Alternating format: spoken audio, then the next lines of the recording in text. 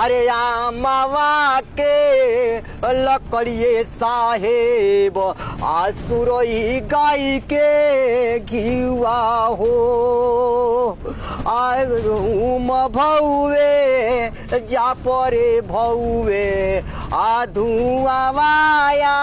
कसवा हो आ लेहू लेहू लेहू रे सैतानवा आ धुआं के बास हो जाके देखे नहीं बरा सा जाके देखे नहीं बरा सा भाई जौन भी होके परेशानी तो जिगर सबसे ठीक करने वाला अरे हुम भौवे जा परे भौवे आ धुआं माया कसवा हो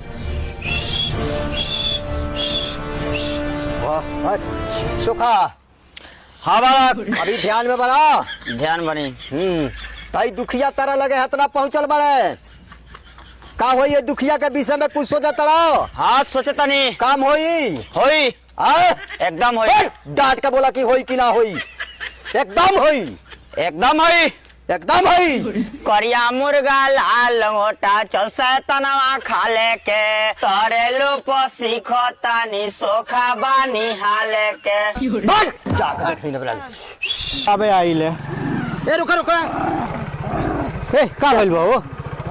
रे का जन का पागल आइल भाई पकड़ आइल बड़े का भइल बा काटे पड़ता आदमी के हां एगो गोड़वा पे घाव निकल गई रहा हां ओई से भइल बा लोग कहता गांव में एकरा भूत धलेल बा कहां लग जाता रे जा बाबा लगे है। अच्छा हो जूनिया हाँ। ए ठीक करिए डॉक्टरी में लग जा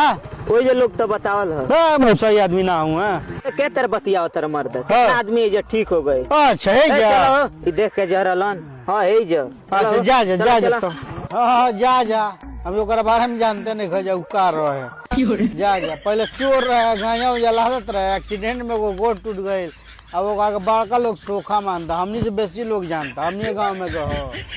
अब सोखा बनल बा जा भाई चलो हम चल देखा तनी का होता हो जा जो तो हमरा देखी तो सोखतिए भूला जाए कहा जानता नहीं हम शुरू से। अरे बाप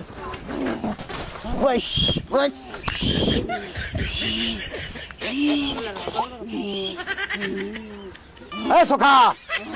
एगो बहुत बड़हन है शैतान आइल बा।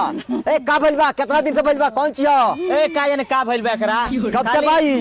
कई दिन से बा खाली आदमी के दौरा तक काटे बस हम जान गनी। तनी ध्यान में हो गई सुखा सुखा एकरा पे 6 गो भूत बना सा 6 गो। हाँ अरे बाप रे बाप ये तो बहुत बिगड़ वाले सा आय बता दे लोग सामान का लगी। ए सुखा हट बच के शैतान है बैठ हट जाके देख नहीं बारसा ठीक हो जाई तो जौन कहब तो मान लेबे जानू एकदम माने जा हां एकदम पक्का पक्का तब तो ठीक होई ना तो बहुत खतरनाक चीज बाऊ कहीं आय कहीं ललका मुर्गा आ सफेद खोसी कम से कम 15 से लेकर 20 किलो के बीच में होके कि उ शैतान खा ले से आघा ले से या चल जा सा हो जाई एकदम पक्का। हाँ पक्का तब सोखा तपावन चढ़ाई तपावन चढ़ा दे बता दो तपावन बिलिया दिलो तपावन भी बड़का शीशी चाहिए बड़का बोतल जौन होला तौन काहे कुछ हो बड़े सनू तो ढेर पिए तो ये सा ठीक बा। अरे नमस्कार सोखा बाबा नमस्कार। इस सरवा आ गेल बुआ तमार पूरा भंडे खोल दिया जोनो लय वाला तो ना लही गड़बड़ा गेल कर ए बाबा मालूम चल गेल का भइल बा का धइले बा इनका भूत धइले बा तब एमे कोनो शौको बा का? नहीं हमरा शौक नहीं वो पूछता नहीं। अच्छा ठीक भले उ कब गलत थोड़ा बता सकले इनका 3 गो आंख बा एगो आंख के चलाओ 2 गो आंख के चलाओ हाँ 3 आंख से ही देखल है एगो आंख इनका ये बीचवा में बा। अच्छा हो ठीकवा में बा हां 2 गो आंख है हां तीनों आंख से देखल है। एगो बात बताई माने जा हां काहे नहीं खाली आदमी काटत रे आई बालू तो बड़ा खतरनाक बा। हाँ ते मुंह हाथवा तनी खोलवा दिया अपना जादू से उनके ठीक कर दे 2 हाली झपटल है सोखा पर हम इधर नहीं देख उहे कहते तनी मुंह हाथवा उनके खोलवा दी हां आ ओकरा बाद तनी सोखा साहब ठीक कर देस। ए तनी खोलिएगा खोली हाथ गोड़ खोली तो ये जो सोखा बने तो कौन डर बा फसबे का हमरा करे अब हमारा में कौन दोष बा आज तोहरो अग्नि परीक्षा बा हमरा का करे बा खोला देख ले हम हमके हल्का सोखा बुझले पड़ जा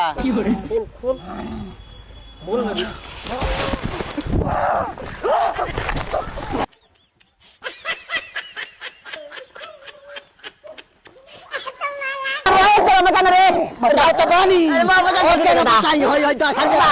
अरे बाप रे बाप तो हमरो के लिए दादा अरे बाप रे बाप अरे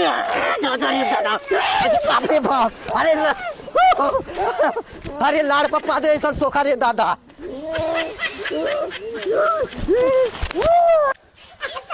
बाप हो बाप अरे मुआ दी रे दादा मुआ दी अभी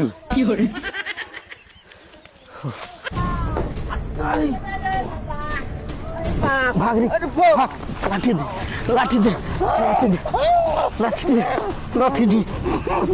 गम चलिया सो जल्दी गम चलिया सो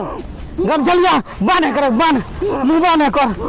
मुंह बाने कर बाने से तनियो बाने गो बाने से कर गो बाने से जल्दी बाने सो बना कर रे बान यही जा कहनी है एकरा कटला बा पिल्ला ऐसा सोखा बनल बा पहले चोर रही सरवा कर हम सब जानता नहीं एक्सीडेंट भल तो सोखती उठा ललस अरे बाप अच्छा सब चीज के दवाई कर दिलो जहाँ आदमी के देखी काटे पड़ी बड़का सोखा बन उठा सर सीख लो ना हो गए सोखती तहार बड़का सोखा बनल बा उठा आज तक काट दी एक बेर ना तो तू लगता पिलन के तरह काटे जान ल जान नहीं खा सुई लागेला जिला पर दवाई होला आ कौन चीज सकार लेता अरे उतना लूटा जले जितना समझ में आवे जो ना समझ में आवे मनियो लूटो बतिया हाल होई तार जल्लो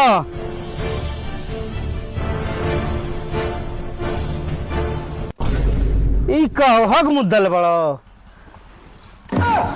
का हो सोखा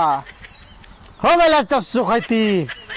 है ये कोनो बेटा जी बढ़िया जावर जो काट दल कहीं न तो तू पगला जेते एक महीना में ई तू जान ल हम कहीं लपेट ले 5-7 हजार रुपए हाँ तो लपेटला रहता तरह के ना रहती तो अरे कहता जे या गइल ना रहती तो तार चलो भाग गइल सबके भाग गइल जानल ई चुतिया बनावल लोग के छोड़ दो आ दूसर कोनो धंधा कर ठीक बा हाँ उजरका खेसू चाहिए ललका मुर्गा चाहिए तारा खूब चापता लोग दे तो चुतिया बना जानल हक मुद्दल आज तो कटला रह जा ओई के कह जाला जोम्बी रहल जानलो कुत्ता कटला ओकरा के जेके देखी और कैलरी तक काट दी देखलो ओकरा गोब घाव भइल बा ना देखलो कुत्ता कटला ओकरा के ओकर सुई लागला जिला मर दे तू नहीं हर बीमारी के नाम ले ले जिनिए लूटल जहाँ लुटाए वाला होके अब कोनो में हाथ डाल दे जर जाई हाथ अब सुधर जा अगली बार बचाव जा नहीं भाई भौकाल मरला बड़ा कुली लगा के जनता ये सही के सोखा बन गइल बड़ा लोग अंधविश्वास में पड़ गइल जी जान जेती लोग लागी मारे तरह के जान ला पहले वाला तार धंधा ठीक रहे हूँ कहला पिटैला चोरी करतला गांजा बेचल अब सुधरला ओई में तो हेमे भीड़ गइल चलो हम चलता नहीं अल्लाह के जाए दो लोग के फिर मत सकरिया आई काम मत कर हक मुद्दल आज न तार सोखती निकल गई पीछे से आगे से चलता नहीं हम बाउर हमरा के समझतर लग अला लाठी अपन